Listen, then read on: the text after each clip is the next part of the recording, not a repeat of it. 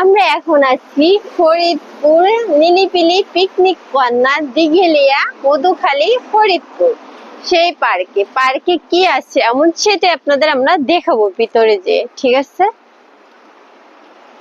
পার্কের ভিতরে কি আছে সেটা আপনাদের আমরা দেখাবো, যেহেতু আমরা ফরিদপুর দিঘিলা নিলিবিলি পার্কে আইছি। আর পার্কটা মনে হয় গ্রাম এলাকার ভিতরে, ঠিক আছে। আর দেখেন পার্কের সাইডে কলম অনেক সুন্দর ধান ক্ষেত, যেটা ধান রয়েছে, মানে সবুজ বলতেই তো অসাধারণ, সবুজ বলতেই তো সুন্দর, তাই না?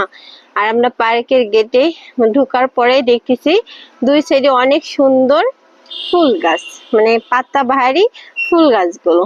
আর যেটা এত সুন্দর, ঠিক আছে, পার্কের ভিতরে আরো কত না কি সুন্দর হবে জানি না, সেটাই আপনাদের আমরা দেখাবো।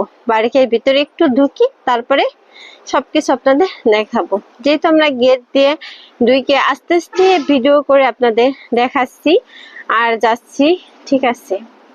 আর সামনে গেলাম, আমি দেখতে পারতেছি ইয়া বড় একটা গরু, আপনারা কি দেখতে পারতেছেন কাউটাকে?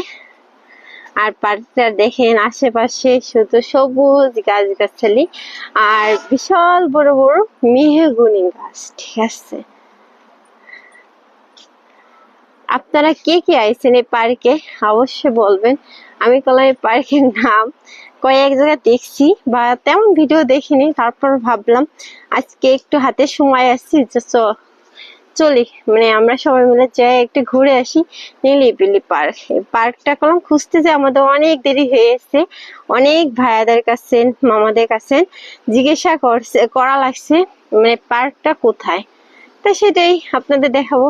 আর পার্কে আর একটা গেট আছে, গেটের ভিতরে আপনারা দেখতে পারবেন ধান ক্ষেত, ঠিক আছে। দেখেন আর পার্কের ভিতরে কি আছে জানি না, তো হাঁটতেছি আর দেখতে পারতেছি শুধু পাতার বাইরে ফুল গাছ আর সবুজ গাছগাছালি, আর গাছগাছালির ভিতরে শুধু মেহগনি গাছ আর বিশাল বড় একটা গরু, একটু আগে বলছিলাম সেই গরু।